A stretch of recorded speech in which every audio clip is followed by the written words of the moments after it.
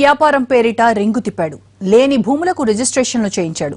కల్లబొల్లి కబుర్లు చెప్పి కోట్లలో వ్యాపారం చేశాడు. ఇప్పుడు కటకటాల పాలయ్యాడు.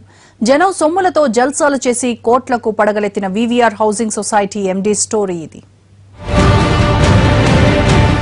వివిఆర్ హౌసింగ్ ప్రైవేట్ లిమిటెడ్ పేరుతో ఓ కార్యాలయం ప్రారంభించాడు వాసుదేవరావు.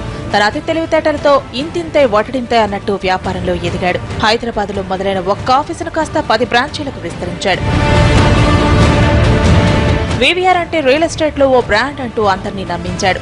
శంషాబాద్, బాచుపల్లి, దుండిగల్లో మంచి భూములను చూసి ఆ ఓనర్లకు కొంత అడ్వాన్సులు చెల్లించి భూమి తమదే అనేలా బిల్డప్ ఇచ్చాడు.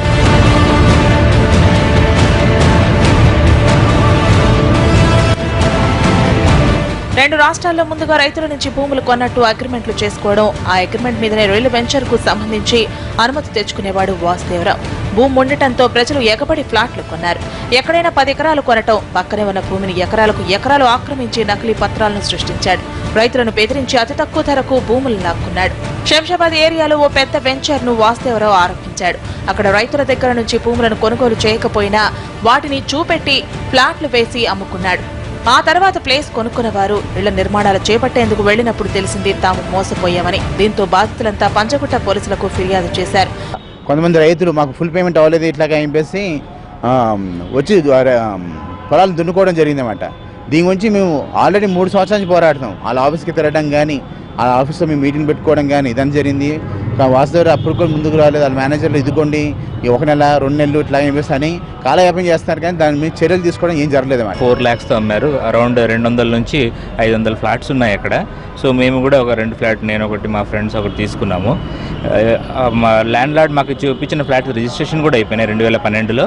వాళ్ళు వచ్చేసి ల్యాండ్ లార్డ్స్ మాకు డబ్బులు ఇవ్వలేదని చెప్పేసి దాన్ని దున్నుకోవడం జరుగుతూ ఉంది. మేము ఏమంటే ఇట్లా రిజిస్ట్రేషన్ అయిపోయినాయి కదా, వచ్చి విడిపించండి అని అడిగితే, ఆఫీస్లో అంటే అడిగితే ఈ 2 నెలలు విడిపిస్తాను, 3 నెలలు విడిపిస్తానని కాలయాపలు చేసినట్టు తప్ప ఏం చేయలేదు. ఇప్పటికి 4 years అయింది. మెదక్ జిల్లాలో సంగారెడ్డి దగ్గర చేకుంట రైతులు కూడా పోలీసులను ఆశ్రయించారు.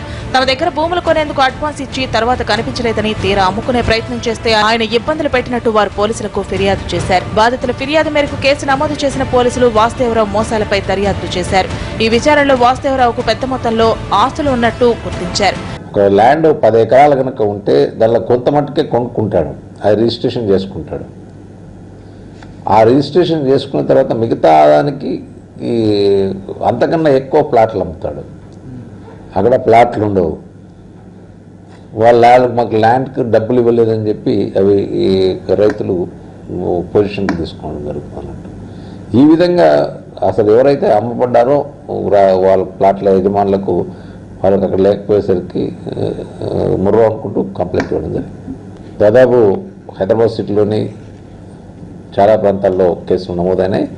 ముఖ్యంగా ఎస్ఆర్ నగర్ అమీర్పేటలో అతని ఆఫీస్ ఉన్నందున ఇక్కడ మన దగ్గర పంజగుట్ట, ఎస్ఆర్ నగర్, సిసిఎస్తో పాటు దాదాపు 4 కేసులు నమోదుగా అయినాయి.